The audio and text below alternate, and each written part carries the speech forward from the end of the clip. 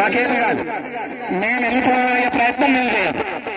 నేను ఎంత ఉంటే మీకు అంత జ్ఞానం వస్తుంది, జ్ఞానం వస్తుంది. గురువు గారు ఉంటే మీరు అన్ని తెలుసుకోవాలి. కాశీ గురించి ఏమన్నా అసలు ఎందుకు స్నానం ఉందాక ఆయన సంకల్పంలో ఏం చెప్తాడు తెలుసు కదా.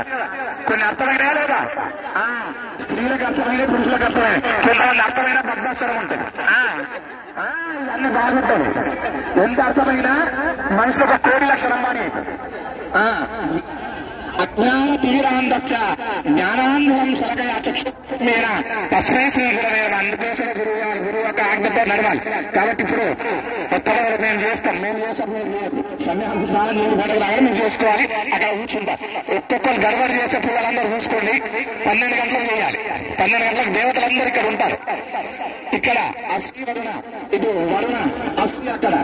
రేపటి రోజు ఉదయం మన పెద్ద గురువు గారు దీక్ష ఇచ్చినటువంటి స్వామివారికి పాద పూజ ఉంటుంది. ఆయన 100 సంవత్సరాలు ఆయన ఒక్కసారి పాదస్పర్శ చేసేవాళ్ళు, మన జీవితం ధన్యమే. కాబట్టి మీరు అందరూ గుర్తుపెట్టుకోండి.